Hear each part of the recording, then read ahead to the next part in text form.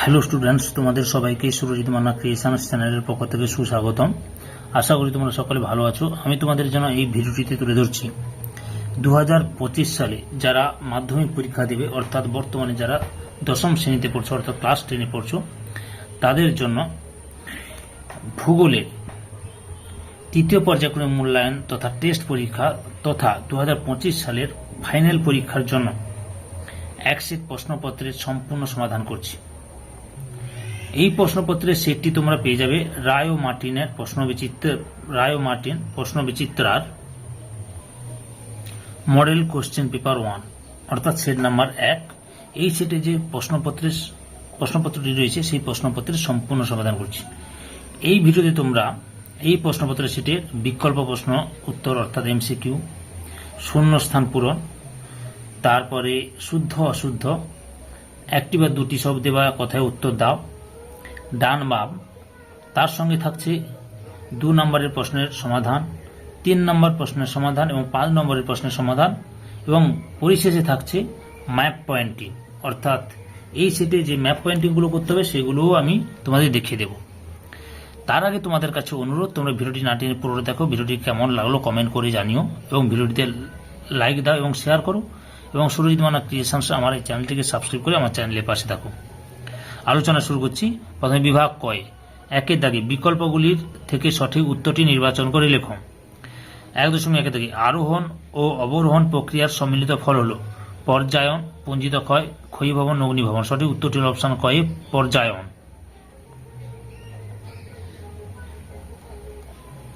পরের প্রশ্ন 1.2 দাগে মরুভূমিতে বায়ু দ্বারা বালুকণা উত্থিত এবং অপসারিত হয়ে যে প্রক্রিয়ার সাহায্যে তা হল অপসারণ, অবঘর্ষ, ঘর্ষণ, লম্ফদান। সঠিক উত্তরটি হল অপশন কয় অপসারণ। পরের প্রশ্ন 1.3 দাগে নৈশদূতি মেঘ পরিলক্ষিত হয় ট্রপোস্ফিয়ার, স্ট্র্যাটোস্ফিয়ার, মেসোস্ফিয়ার, আয়োনোস্ফিয়ারে। সঠিক উত্তরটি হল অপশন কয় মেসোস্ফিয়ারে। পরের প্রশ্ন 1.4 দাগে আপেক্ষিক আর্দ্রতা প্রকাশ করা হয় গ্রামে, ঘনসেমিতে, শতকরায়, মিলিগ্রামে। সঠিক উত্তরটি হল অপশন কয় শতকরায়। পরের প্রশ্ন 1.5 দাগে পৃথিবীর মোট আয়তনের জলভাগ দ্বারা আবৃত অংশ প্রায় 61%, 81%, 71%, 91%। সঠিক উত্তরটি হল অপশন কয় 71%। পরের প্রশ্ন 1.6 দাগে সাঁড়াসাঁড়ির বাঁধ দেখা যায় হুগলি নদীতে, দামোদর নদী, তিস্তা নদীতে, নর্মদা নদীতে। সঠিক উত্তরটি হল অপশন কয় হুগলি নদীতে। পরের প্রশ্ন 1.7 দাগে মানব শরীরে দূষিত জল থেকে সৃষ্টি হয় আমাশয়, হাঁপানি, ফুসফুসের ক্যান্সার, দৃষ্টিহীনতা। সঠিক উত্তরটি হল অপশন কয় আমাশয়। পরের প্রশ্ন 1.8 দাগে রাজ্য পুনর্গঠন কমিশন গঠিত হয় যে সালে তা হল 1947, 1953, 1956, 1960। সঠিক উত্তরটি হল অপশন খ 1953 সালে।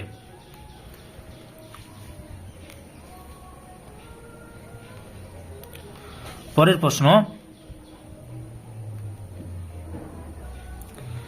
1.9 দাগে পূর্বঘাট পর্বতের সর্বোচ্চ শৃঙ্গ হল মহেন্দ্রগিরি, কলসুবাই, দুদাবেতা, জিন্দাগাদা। সঠিক উত্তরটি হল অপশন ঘ জিন্দাগাদা। পরের প্রশ্ন 1.10 দাগে প্রদত্ত কোনটি বহুমুখী নদী পরিকল্পনার প্রধান উদ্দেশ্য নয়?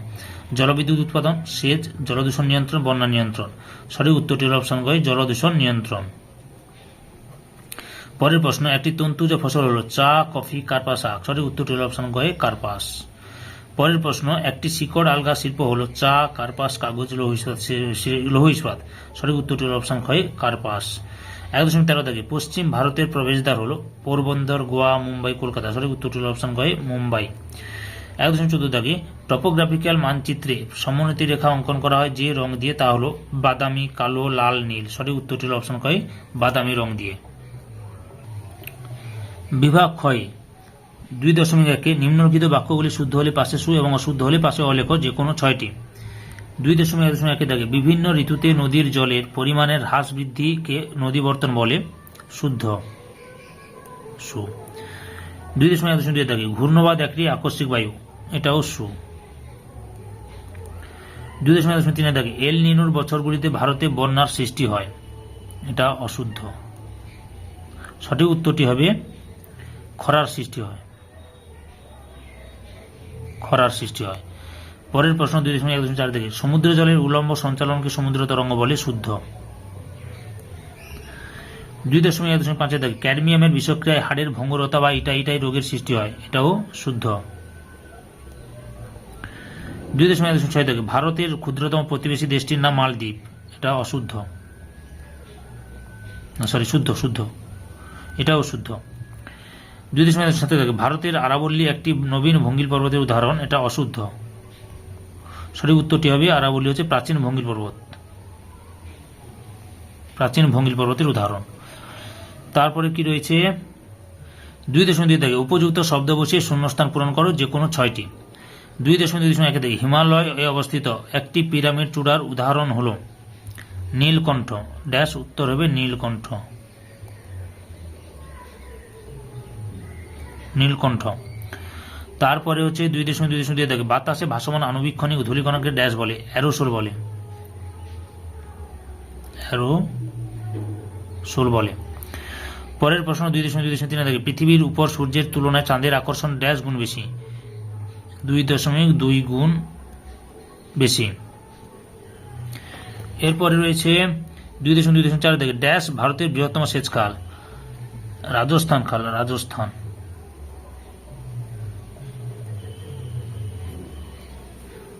খাল বা একে ইন্দিরা গান্ধী ক্যানেলও বলা হয়, একে ইন্দিরা গান্ধী ক্যানেলও বলা হয়।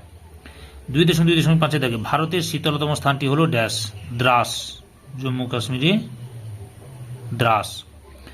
তারপরে 2.2 থেকে ড্যাশ ভারতের কফির রাজধানী নামে পরিচিত। কোদাগু,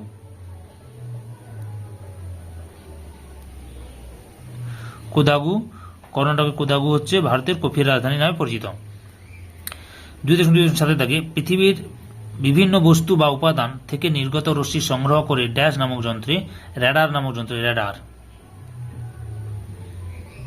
র্যাডার নামক যন্ত্রে। এরপরে 2.3 দাগে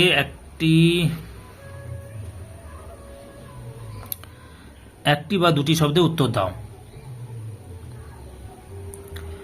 2.3 পৃথিবীর শুষ্কতম মরুভূমির নাম কি? উত্তর হল আটাকামা, দক্ষিণ আমেরিকা মহাদেশে অবস্থিত আটাকামা, আটাকামা। 2.3 থেকে নদীর বাঁকের কোন দিকে ক্ষয় বেশি ঘটে? অবতল দিকে, অবতল দিকে। 2.3 থেকে পৃথিবীর সর্বাপেক্ষা দ্রুতগামী স্রোতটির নাম কি? উপসাগরীয় স্রোত,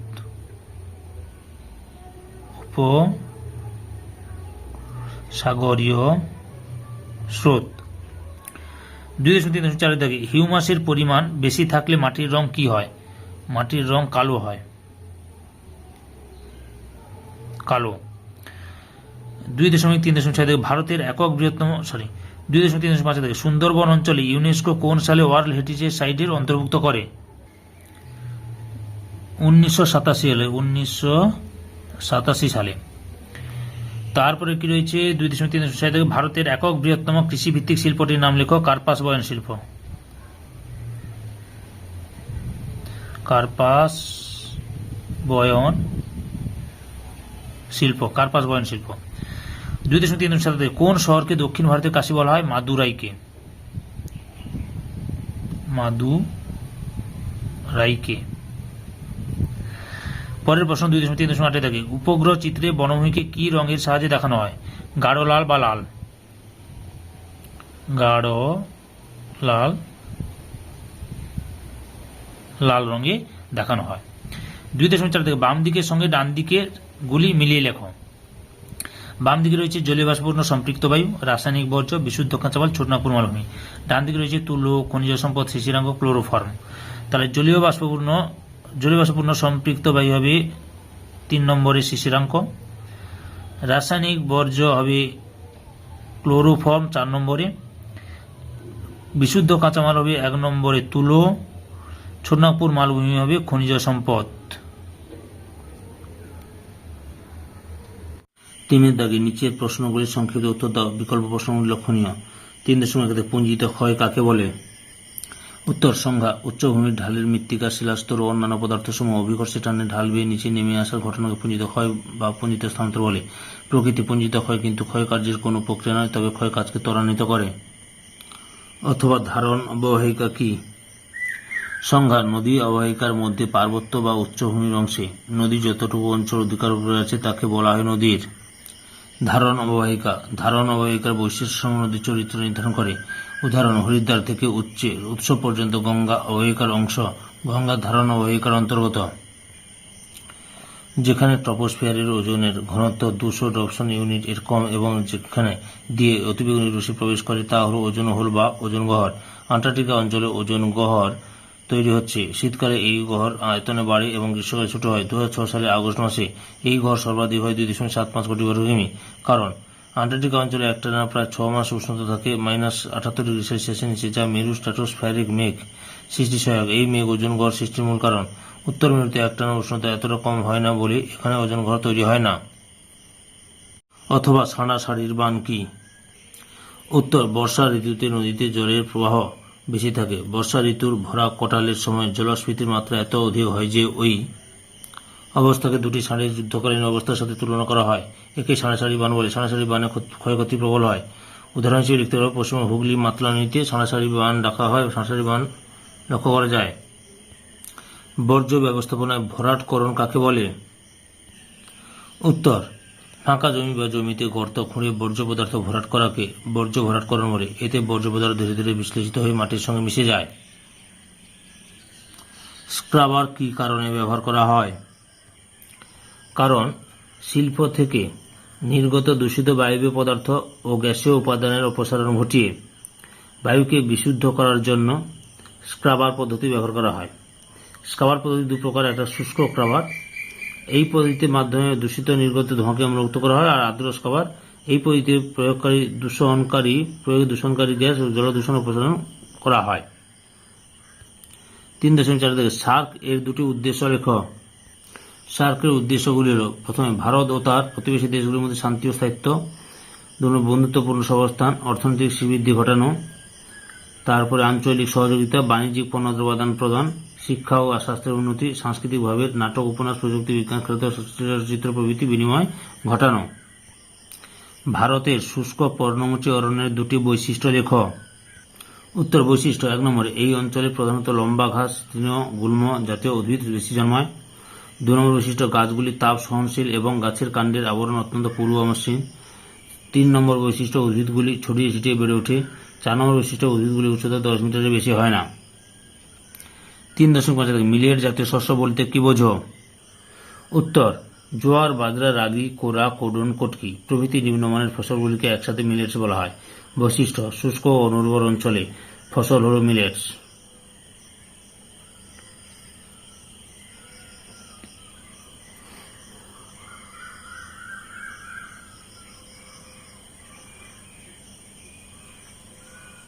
দু নম্বরে, মিলেটস কার্বোহাইড্রেট, প্রোটিন, খনিজ ও ভিটামিন সমৃদ্ধ। 3 নম্বর, অধিক খাদ্যগুণ সম্পন্ন হলেও স্বাদ নিম্নমানের বলে জনপ্রিয়তা কম। 4 নম্বর, খরিফ ও রবি উভয় ফসল হিসেবে মিলেট চাষ করা হয়। অথবা লৌহ ইস্পাত শিল্পে কি কি কাঁচামাল প্রয়োজন হয়? উত্তর: লৌহ ইস্পাত শিল্পের প্রয়োজনীয় কাঁচামালগুলি হল: আকরিক লোহা, স্ক্র্যাপ লোহা, কয়লা থেকে প্রাপ্ত কলা, ম্যাঙ্গানিজ, চুনাপাথর, ডলোমাইট, ক্রোমিয়াম, টাংস্টেন, নিকেল এবং পর্যাপ্ত পরিমাণ জল। পরের প্রশ্ন: এফসিসি এর দুটি ব্যবহারিক গুরুত্ব লেখ। উত্তর: ছদ্ম রং ব্যবহার করা হলে ভূপৃষ্ঠে বিভিন্ন বস্তুকে পৃথক পৃথকভাবে চিহ্নিত করা যায়। উপগ্রহ থেকে প্রেরিত ছবিকে নিখুঁত করার জন্য কোনো বস্তুর রঙের প্রকৃত রঙের পরিবর্তে ছদ্ম রং ব্যবহার করা হয়। উপগ্রহ চিত্রে ছদ্ম রং ব্যবহারের মাধ্যমে বিভিন্ন গুরুত্বপূর্ণ স্থান সংক্রান্ত তথ্য এবং সেনাবাহিনীর নানা কাজ সংক্রান্ত তথ্য গোপন রাখা যায়। অথবা মিলিয়ন শিট বলতে কি বোঝো?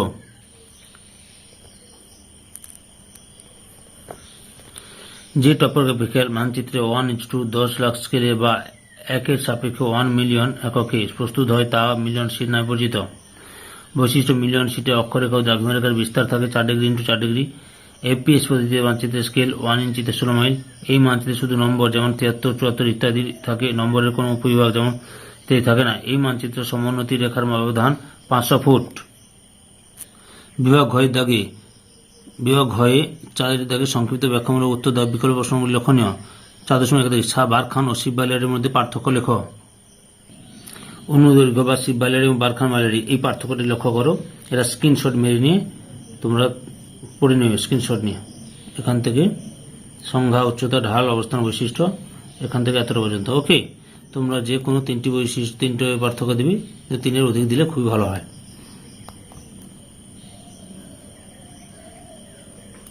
অথবা শিশির অধক্ষেপণ নয় কেন? এই উত্তরটা এখান থেকে লেখা শুরু করবে। শিশির ও কুয়াশাটা বাদ দিয়ে শিশির থেকে শুরু করবি, দিয়ে এতটা লিখো, স্ক্রিনশট নিয়ে নাও। বুঝতে পেরেছ? স্ক্রিনশট নিয়ে নাও। তারপরে একটু আছে, লাস্টে একটু আছে, এই যে শিশির যেহেতু ভূপৃষ্ঠ সংলগ্ন অঞ্চলে সৃষ্টি হয়, তাই এরা অধক্ষেপণ না। এতটা পর্যন্ত লিখবি। ওকে। বর্জ্য ব্যবস্থাপনায় 4R এর গুরুত্ব আলোচনা করো। দেখো, বর্জ্য ব্যবস্থাপনায় 4R এর গুরুত্ব অপরিসীম। প্রথমে বর্জ্যের পরিমাণগত হ্রাস লিখবে, এটা স্ক্রিনশট নিয়ে না। বর্জ্যের পরিমাণগত হ্রাস এত পর্যন্ত লিখবে, এখান থেকে এতটা। তারপরে দেখো, বর্জ্যের পুনর্ব্যবহার ইউজ, এখান থেকে এতটা লেখো, এত পর্যন্ত লিখবে। পুনর্নবীকরণ বা রিসাইকেল, এখান থেকে শুরু করে এত পর্যন্ত লিখবে। নিচে দেখো আছে তৈরি সম্ভব। তারপরে লাস্টে পরিত্যাগ বা প্রত্যাখ্যান বা রিফিউজ, যে শুরু এই যে পরিবেশকে মানে এতটা থেকে এত পর্যন্ত লাস্টে লিখবে, ইত্যাদি পর্যন্ত। বুঝতে পেরেছ? অথবা গৃহস্থালির বর্জ্যের তুলনায় শিল্পজাত বর্জ্য বেশি ক্ষতিকারক কেন? এই উত্তরটা এখান থেকে লেখা শুরু করো, এখান থেকে এত দূর পর্যন্ত লিখবি, এত দূর পর্যন্ত লিখো, অর্থাৎ স্ক্রিনশট নিয়ে নাও। বুঝতে পেরেছ? এরপর জ্বালানি দহনে, এখান থেকে শুরু করে রোগ বহু মানুষের মৃত্যুর কারণ হয়েছিল, এই রোগ বহু মানুষের মৃত্যুর কারণ হয়েছিল, এত পর্যন্ত লিখতে হবে। গৃহস্থালির বর্জ্যের তুলনায় শিল্পজাত বর্জ্য বেশি ক্ষতিকর কেন? 4.3 থেকে ধাপ চাষ ও ফালি চাষের মধ্যে পার্থক্য লেখো। এই যে ধাপ চাষ ও ফালি চাষ, এই যে পার্থক্য রয়েছে, যে কোনো 3টি পার্থক্য দিবে, তো অবশ্যই 3টি বেশি দিলে ভালো হয়। এইটা একটা স্ক্রিনশট নিয়ে নাও, স্ক্রিনশট নিয়ে প্র্যাকটিস করো বাড়িতে। অথবাতে অধিকাংশ সামুদ্রিক বন্দর পূর্ব উপকূলের তুলনায় পশ্চিম উপকূলে গড়ে উঠেছে কেন? ভারতের পূর্ব উপকূল অপেক্ষা পশ্চিম উপকূলে অধিক বন্দর গড়ে উঠেছে কেন? এই যে প্রশ্নের উত্তরটি এখান থেকে শুরু করবে। ভারতের মূল ভূখণ্ড থেকে শুরু করে উপকূল রেখা দৈর্ঘ্য 7,570 কিমি থেকে শুরু করে অপেক্ষা বেশি এত দূর পর্যন্ত স্ক্রিনশট নিয়ে নিয়েছো নিশ্চয়ই। তারপরে দেখাচ্ছি, এই যে ঝড়ঝঞ্ঝার প্রকোপ কম, এখান থেকে শুরু করে বাণিজ্যিক সুবিধা দেশগুলির সঙ্গে, এটা না লিখেও স্বাভাবিক প্রত্যাশা পর্যন্ত, কারণ 6টি কারণ রয়েছে, তোমরা যে কোনো 3টি বা 4টি কারণ দেবে। ওকে, বুঝতে পেরেছ? পরের প্রশ্ন 4.4 দেখো, ভূবৈচিত্র্য সূচক মানচিত্রের বৈশিষ্ট্যগুলি লেখো। ভূবৈচিত্র্য সূচক মানচিত্রের বৈশিষ্ট্য, এখান থেকে শুরু করে এত দূর পর্যন্ত লেখো। 3টি বৈশিষ্ট্য আমি এখানে দিয়েছি, তোমরা এই 3টি বৈশিষ্ট্য লিখলে হবে। আমি আরো 2টো বৈশিষ্ট্য দেখাচ্ছি তোমাদের, স্ক্রিনশট নিয়ে নিচ্ছ। ওকে, আরো 3টি বৈশিষ্ট্য, যে অসংখ্য প্রতীক চিহ্ন, রঙের ব্যবহার, বিশেষ প্রস্তুত পদ্ধতি, ভূমির উচ্চতা প্রদর্শন, আরো 3টি বৈশিষ্ট্য দেখালাম। বুঝতে পারছি? স্ক্রিনশট নিয়ে নাও, নিয়ে যে কোনো এই 6টি বৈশিষ্ট্যের মধ্যে 3টি থেকে 4টি বৈশিষ্ট্য লিখবে। অথবা উপগ্রহ চিত্রের শ্রেণীবিভাগ করো। এই যে উপগ্রহ চিত্রের শ্রেণীবিভাগ, তড়িৎ চুম্বকীয় তরঙ্গের বিভিন্ন তরঙ্গগুলি দৈর্ঘ্যের উপর ভিত্তি করে উপগ্রহ চিত্রকে মূলত 4টি ভাগে ভাগ করে, যথা, যেটা স্ক্রিনশট নিয়ে নাও। এরপর এখান থেকে এতটা পর্যন্ত স্ক্রিনশট নাও। এটা হচ্ছে 2 নম্বর ভাগ, অবলোহিত উপগ্রহ চিত্র। তারপরে মাইক্রোওয়েভ উপগ্রহ চিত্র 3 নম্বর শ্রেণীবিভাগ। 4 নম্বর শ্রেণীবিভাগ চ্যানেল 3 উপগ্রহ চিত্র, এতটা পর্যন্ত লিখবে। বিভাগ ওর দাগে দেখো, 5 দাগে 5.1 নিম্নলিখিত প্রশ্নগুলি যে কোনো 2টি প্রশ্নের উত্তর দাও। 5.1.1 দাগে চিত্র সহ বিভিন্ন ধরনের উপদ্বীপের শ্রেণীবিভাগ করে বিস্তারিত আলোচনা করো। হিমবাহ ও জলধারার মিলিত সঞ্চয় কার্যের ফলে সৃষ্ট প্রধান ভূমিরূপগুলি চিত্র সহ বিবরণ দাও। পৃথিবীতে জলবায়ুতে নিহত বায়ুর প্রভাব আলোচনা করো। তারপরে রয়েছে 5.1.4 সমুদ্র স্রোত সৃষ্টির কারণ ব্যাখ্যা করো। এই প্রশ্নগুলির উত্তরের লিঙ্ক আমি ডেসক্রিপশনে দিয়ে দেবো। ওই ডেসক্রিপশনে ওই লিঙ্কে ক্লিক করে এই প্রশ্নের উত্তরগুলো দেখে নাও। ওখানে 5.2 নিম্নলিখিত প্রশ্নগুলি থেকে যে কোনো 2টি প্রশ্নের উত্তর দাও। 5.2.1 পশ্চিম থেকে পূর্বে বিস্তৃত হিমালয় সমান্তরাল পর্বতশ্রেণীর পরিচয় দাও। ভারতের ঋতু বৈচিত্র্য কিভাবে মৌসুমী বায়ু দ্বারা নিয়ন্ত্রিত, ব্যাখ্যা করো। ভারতের কার্পাস বয়ন শিল্পের বিকেন্দ্রীকরণের কারণগুলি আলোচনা করো। ভারতের নগর গড়ে ওঠার প্রধান কারণগুলি আলোচনা করো। এই মোট যে 5.1 এবং 5.2 অর্থাৎ 5-এর দাগে যে 8টি প্রশ্ন রয়েছে, এই সবগুলি প্রশ্নের উত্তর আমি এই ভিডিও ডিসক্রিপশনে লিঙ্ক দিয়ে দেবো, সেই লিঙ্কে ক্লিক করে দেখে নাও। বিভাগ 4-তে রয়েছে মানচিত্র, বিভাগ 4-তে রয়েছে ম্যাপ পয়েন্টিং। ম্যাপ পয়েন্টিং দেখাচ্ছি, তোমরা ভালো করে দেখে নাও, বাড়িতে প্র্যাকটিস করবে। 6.1 রয়েছে ভারতের নবীনতম কেন্দ্রশাসিত অঞ্চল। ভারতের নবীনতম কেন্দ্রশাসিত অঞ্চলের নাম হচ্ছে লাদাখ। আমি দেখাচ্ছি, লক্ষ্য করো, ভারতের নবীনতম কেন্দ্রশাসিত অঞ্চল হচ্ছে লাদাখ। বুঝতে পেরেছ? এইটা হচ্ছে লাদাখ।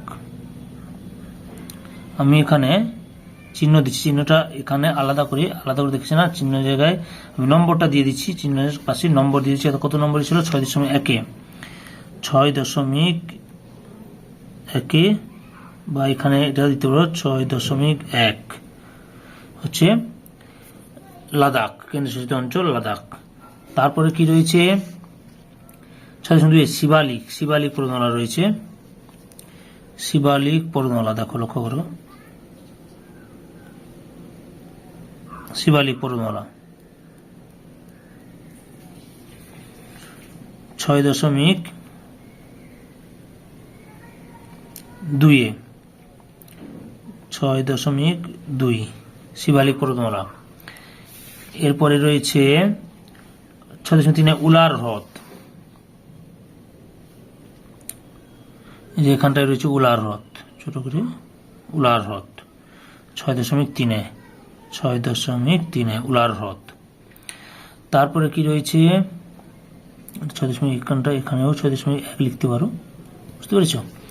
তারপরে 6.4 রয়েছে ভারতের উষ্ণ মরু জলবায়ু অঞ্চল। 6.4 রয়েছে ভারতের উষ্ণ মরু জলবায়ু অঞ্চল, ভারতের উষ্ণ মরু জলবায়ু অঞ্চল। বুঝতে পেরেছ? আমি এটা এই বিন্দু দিচ্ছি, বিন্দু দিয়ে পয়েন্টিংটা করে দিচ্ছি।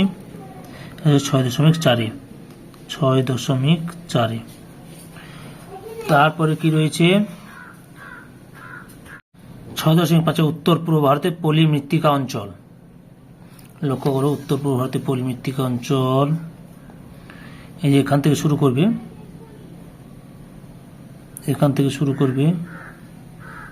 শুরু করে এটা হচ্ছে উত্তর পূর্ব ভারতের পলি মৃত্তিকা অঞ্চল। বুঝতে পেরেছ?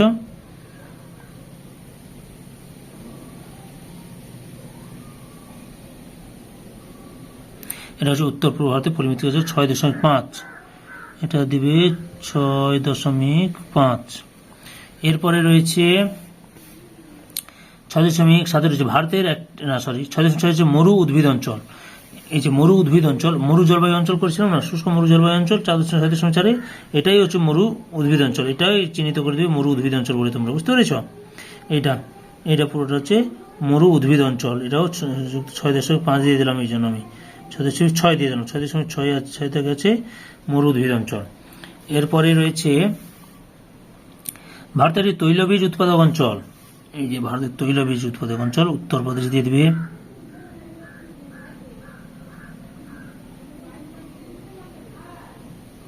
বিহার, এটা হচ্ছে ভারতের তৈলবীজ উৎপাদক অঞ্চল, উত্তরপ্রদেশ, বিহার। 6.7। এরপরে 6.8 রয়েছে ভারতের বন্দর কেন্দ্রিক ইস্পাত শিল্প কেন্দ্র, এটা হচ্ছে বিশাখাপত্তনম। উত্তরটি হবে বিশাখাপত্তনম ভারতের বন্দর কেন্দ্রিক ইস্পাত বন্দর কেন্দ্র। আচ্ছা, এটা এখানে ইস্পাত কেন্দ্র, এটা বুঝতে পেরেছ? এটা হবে 6.8 ভারতের বন্দর কেন্দ্রিক ইস্পাত শিল্প কেন্দ্র। 6.9 হচ্ছে ভারতের সর্বনিম্ন জনঘনত্বপূর্ণ অঞ্চল। ভারতের সর্বনিম্ন জনঘনত্বপূর্ণ অঞ্চল হচ্ছে তোমাদের হবে অরুণাচল প্রদেশ। অরুণাচল প্রদেশ হচ্ছে ভারতের সর্বনিম্ন জনঘনত্বপূর্ণ অঞ্চল। অরুণাচল প্রদেশটা আমি দেখাচ্ছি, দেখো, এই যে এখান থেকে করে শুরু করে এত দূর পর্যন্ত আচ্ছা, এখানে আমি কিটা দিচ্ছি, আচ্ছা এই চিহ্নটা দিতে হবে একটা, চিহ্ন একটা কি দেবো, চিহ্নটা দেখছি কি দেওয়া যায়। আচ্ছা, এই চিহ্ন দিচ্ছি, এই যে এখান থেকে এই করে এতটা, আর এইদিকে তো এটা হবে অরুণাচল প্রদেশের রাজ্য, অরুণাচল প্রদেশ, এটা হচ্ছে 6.9, 6.9। এরপরে কি রয়েছে, লাস্ট রয়েছে 6.10, দক্ষিণ পূর্ব রেলের সদর দপ্তর। দক্ষিণ পূর্ব রেলের সদর দপ্তর হচ্ছে কলকাতা। দক্ষিণ পূর্ব রেলের সদর দপ্তর হচ্ছে কলিকাতা, এই যে এখানটায় কলিকাতা, 6.10। বুঝতে পেরেছ? তাহলে অ্যাপয়েন্টটা মোটামুটি তোমাদের সামনে তুলে ধরলাম। আরবার বলে দিচ্ছি, 6.1 রয়েছে কি রয়েছে, দেখো দেখে নাও। 6.1, 6.2 শিবালিক পর্বত, 6.1 রয়েছে লাদাখ নবীনতম কেন্দ্রশাসিত অঞ্চল, 6.3 হচ্ছে উড়ার হ্রদ, 6.4 রয়েছে ভারতের শুষ্ক মরু জলবায়ু অঞ্চল, 6.5 রয়েছে উত্তর পূর্ব ভারতের পলিমৃত্তিকা অঞ্চল, 6.6 রয়েছে মরু উদ্ভিদ অঞ্চল, এটা পুরোটা মরু উদ্ভিদ অঞ্চল এটা, বুঝতে পেরেছ? আর 6.7 রয়েছে ভারতের তৈলবীজ উৎপাদক অঞ্চল, উত্তরপ্রদেশ বিহার করেছি আমি। তারপরে রয়েছে 6.7, 6.8 রয়েছে বিশাখাপত্তনম, যেটা হচ্ছে বন্দর কেন্দ্রিক ইস্পাত কেন্দ্র। 6.9 রয়েছে সর্বনিম্ন জনঘনত্বপূর্ণ রাজ্য হচ্ছে অরুণাচল প্রদেশ, এই যে এখান থেকে শুরু করবে, এই বুঝতে পেরেছ? তারপরে 6.10 রয়েছে কলকাতা, কলকাতা বন্দর, কলকাতা হচ্ছে রয়েছে দক্ষিণ পূর্ব রেলের সদর দপ্তর। সম্পূর্ণ ভিডিওটি দেখার জন্য তোমাদের সবাইকে অসংখ্য ধন্যবাদ।